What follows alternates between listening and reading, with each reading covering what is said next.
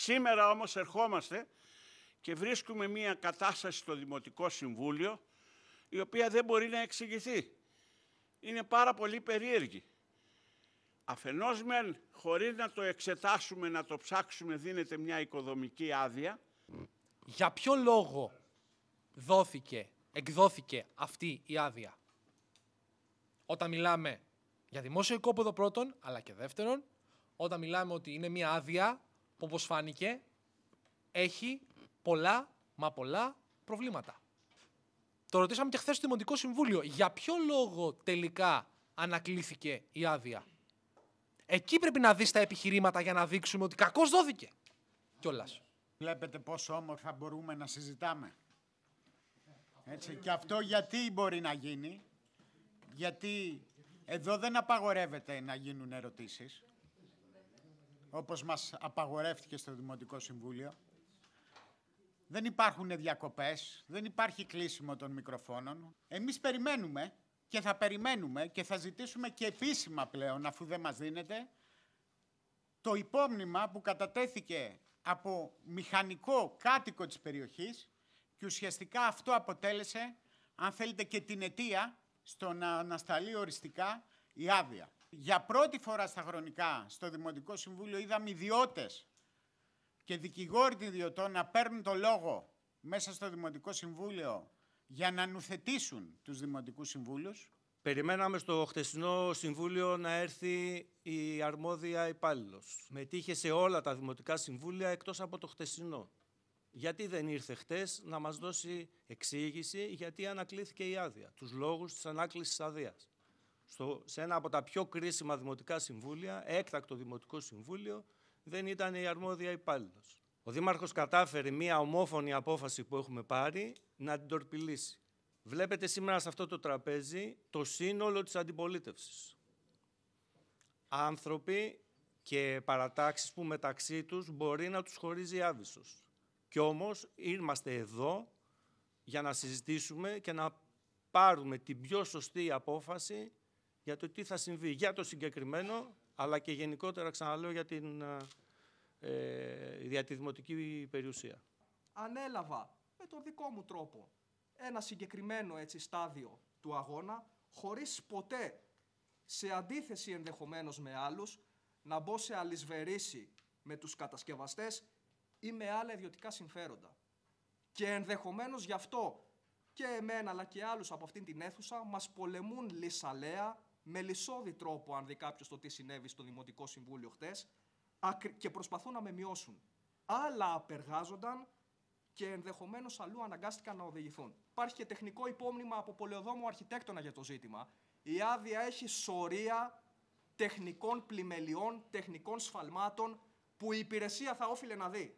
Έχει υπάρξει μία πλεκτάνη ούτως ώστε να καταπατηθεί δημόσια περιουσία και το λέω αυτό με τα λόγου γνώσης. Ήταν ένα συμβούλιο, αγαπητοί συμπολίτες, το οποίο ήταν κομμένο και ραμμένο, στημένο για να με μειώσει προσωπικά. Πιστεύετε ότι τα κίνητρα του Δημάρχου είναι αγνά για να υπερασπιστεί τη δημόσια περιουσία ή εξυπηρετεί συμφέροντα?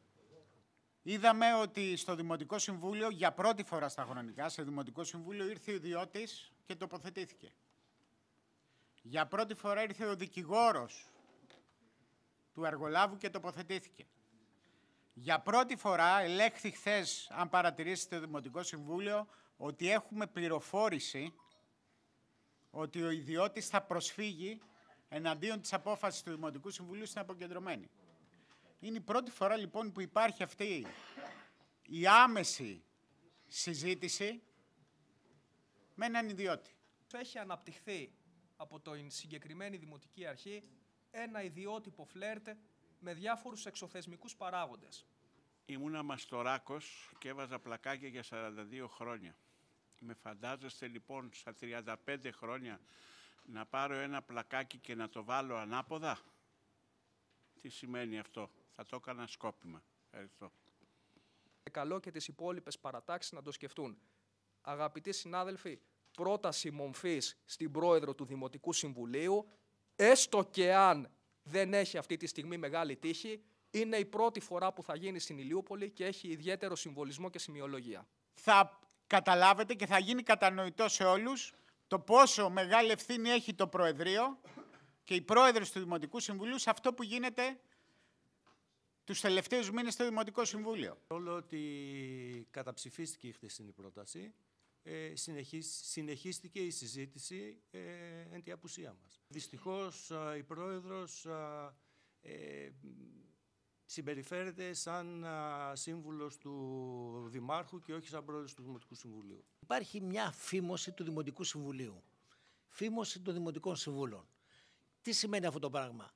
Δεν μπορούμε να βάλουμε θέματα στο Δημοτικό Συμβούλιο, ερωτήσεις μάλλον να το πω έτσι πιο καλύτερα, γιατί μπορεί να το διαστρεβλώσουν, για πράγματα της καθημερινότητας. Θα αγωνιστούμε αυτό να αλλάξει και να επανέλθει η δημοκρατία στην πόλη μας, η δημοκρατία στο Δημοτικό Συμβούλιο. Ειδικά για το χθεσινό Δημοτικό Συμβούλιο. Δεν ξέρω τι ήθελε να πετύχει ο Δήμαρχος με το χειρισμό που έκανε και που έφερε το θέμα. Ούτε μπορώ να κάνω το μάντι. Το έφερε όμως με ένα τέτοιο τρόπο το θέμα, το οποίο εξόργησε όλη την αντιπολίτευση. Αυτό το ξέρει όλος ο κόσμος. Όταν υπάρχει ανάκληση οικοδομικής αδείας του κτηρίου, πάβει να υπάρχει και οποιαδήποτε διαμάχη που υπήρχε των κατοίκων με το Δημοτικό Συμβούλιο, με τον Δήμαρχο κλπ. Πάβει να υπάρχει.